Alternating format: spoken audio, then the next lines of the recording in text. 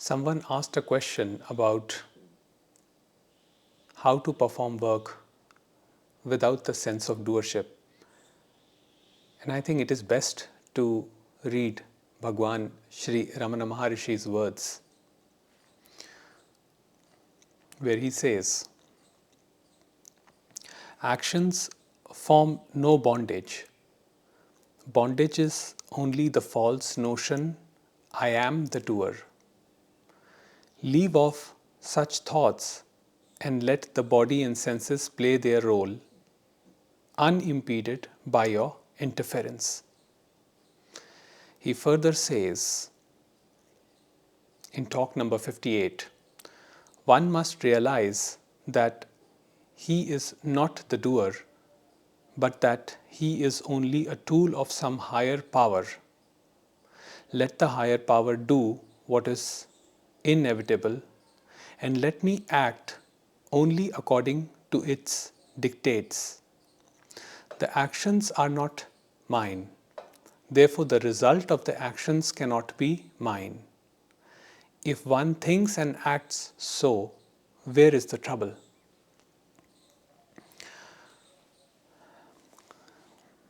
When the action is performed with the sense that I am doing the action, that becomes doership.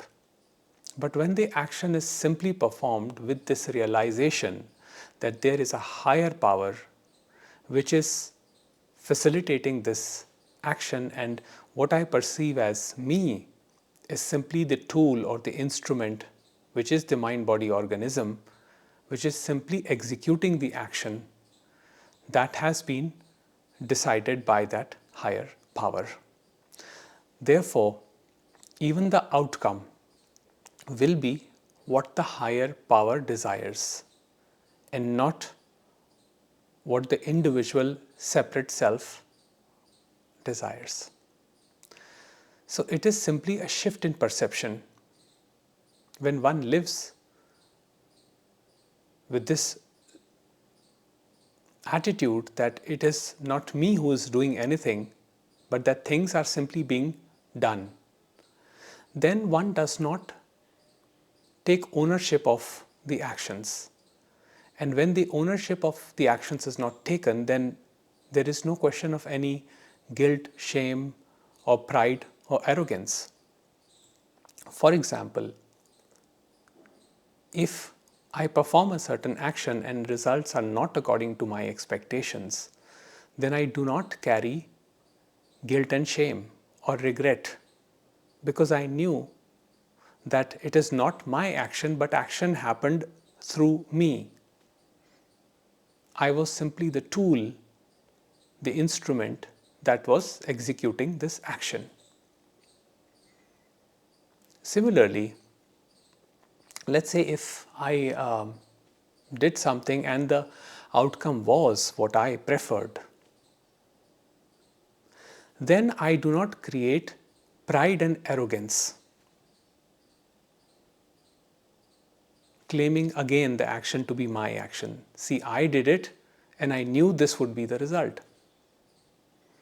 Because when we start identifying the action as ours action, that is the separate self trying to bring attention to itself. It says, look at me, I did it.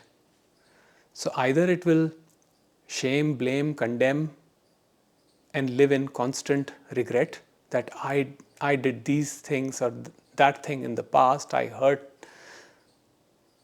people, I did things poorly. It could be anything. People live with a deep sense of guilt and shame.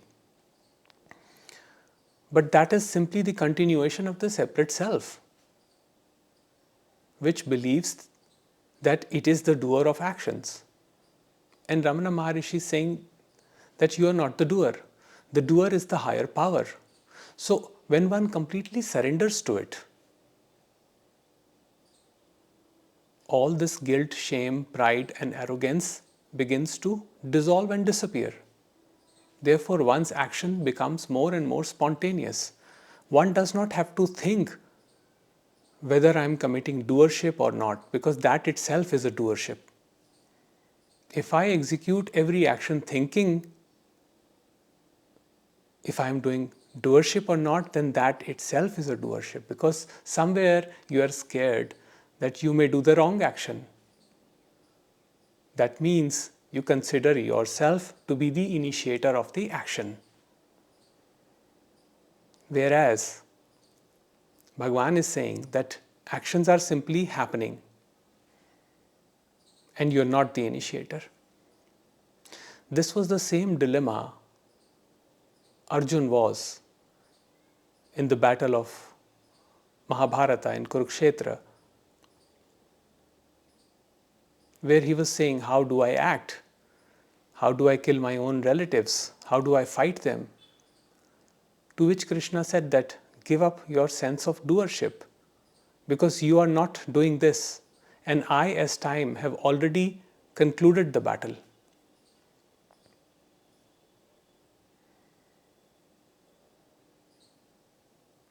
Therefore, our suffering majorly stems from the fact that we think that we are the doers. But if we give up this sense of doership, realizing that the actions and their corresponding results are not in our control, we can simply act. After that, the outcome is not in our control. Then we eliminate a lot of suffering in life. We may experience pain, but suffering will not be a part of it. We suffer only when the separate self continues itself with the belief that it has personal volition and that it is the initiator of actions. Whereas the scriptures say that God alone is the initiator of all actions. The Gurbani says, Karta Purak, the one who decides. It is the one who decides what will be done, and not the individual. Now we can call it God, we can call it consciousness, we can call it the universe, the higher power, the supreme, whatever name you want to put on it, you can. But the thing is that our limited intellect can never understand the true purpose of why things are done the way they are. We may feel that things are not working out in our favor in a certain moment, but there is a deeper learning in everything. And if we surrender and submit to this higher power, then it is naturally that the body-mind organism feels peace and relief, because the stress of doership is gone. But if we do not surrender, we are actually inviting the suffering. We are inviting situations that we are trying to avoid. Because universe gives us what we resist. And trust me, universe knows better.